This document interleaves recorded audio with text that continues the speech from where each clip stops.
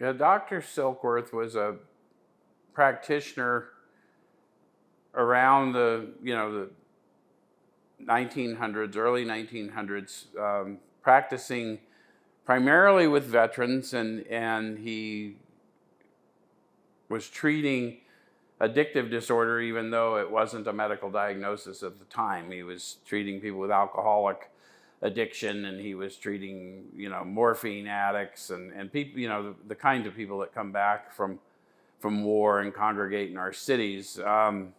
So he had seen a lot of really desperate cases of alcoholism and addictive disorder, and he had developed this sort of idea of palliative care, just kind of caring for people until they were gone. So when Bill Wilson encountered him, and the doctor started telling him some of his theories, which were not widely embraced anywhere in the country in the medical profession, about the addictive disorder may be the manifestation of an allergy and these types of things. It sort of interested Bill because Bill had had successes in the past, but couldn't seem to come out of the tailspin he'd been in.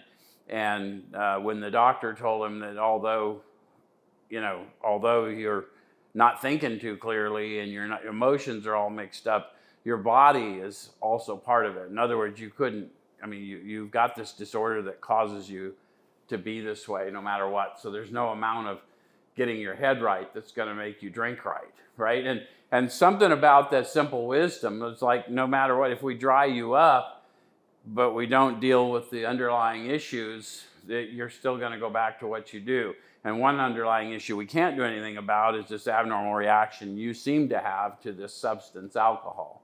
So the doctor, because he saw so many people in a city like New York, he had credibility. And I think the authors, even to this day, we're getting ready to launch this product, and we're wanting to get an evidence-based approach. Well, there's still a scientific approach to everything, to let the doubters see that, look, this has more efficacy than other things.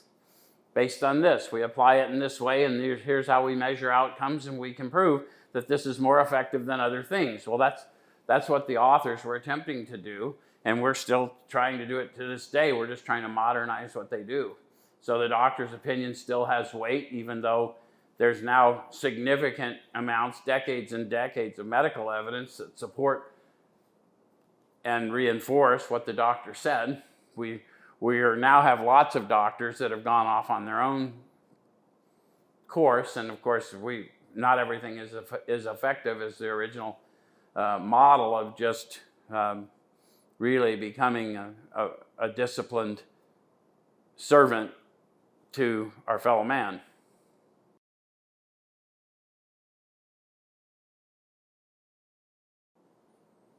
Well, yeah, to the extent that I can. The reality is there was no alcoholism as a diagnosis. There was no real addictive disorder as a diagnosis. It was observable, and it was definitely detrimental to people's health, but it was a small segment of the population that seemed to be severely afflicted, and the doctor had specialized in it at Towns Hospital. So Towns Hospital did a lot of emotional and mental disorders, including alcoholism and addiction. You didn't get there until you were really bad, and you were connected to somebody to plug you in there.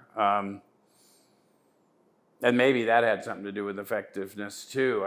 Sometimes I think we're not allowed in society to get as bad as our disorder would get us before the medical profession tries to wrangle us out. And sometimes with the potency of street drugs, we get dead before we get sick enough to get well.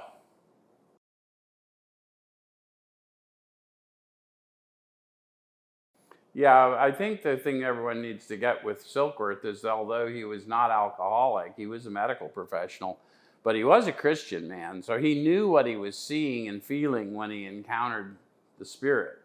And so when people would give him testimony, when he literally had patients come back to him after a year that he had in lockdown, and he didn't recognize them.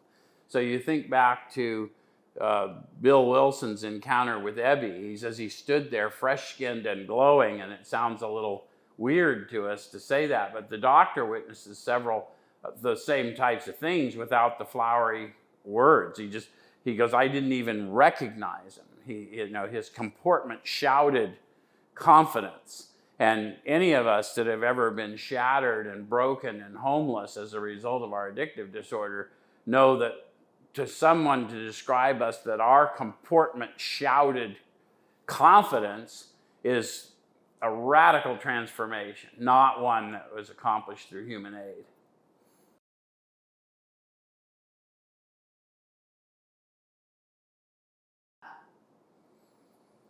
Yeah, I don't remember when I started talking about that lots of years ago, but I think a lot of people with addictive disorder, whatever it is, spend their whole life talking about how it's always a daily struggle and all these things. And when you're in the manner of living, you realize that my addictive disorder simply awakened me to my deep spiritual need and the only place that I could fill it.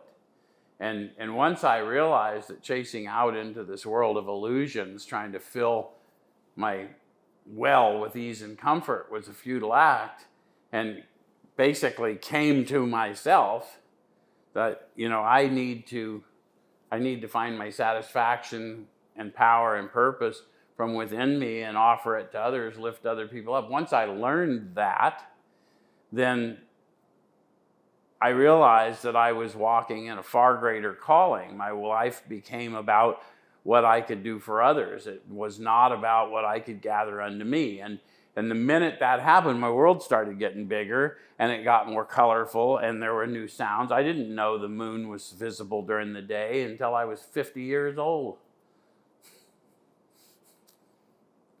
I didn't know that the birds sang as loudly as they did and how many varieties there were when you walked outside in any setting. I didn't know that there were flowers in the lowliest of places where everyone else thinks they're weeds. I didn't know a lot of the things I've learned in the last 20 plus years simply because I awakened to the fact that although in this world, I'm not of this world, I'm just here visiting. And I'm supposed to help people.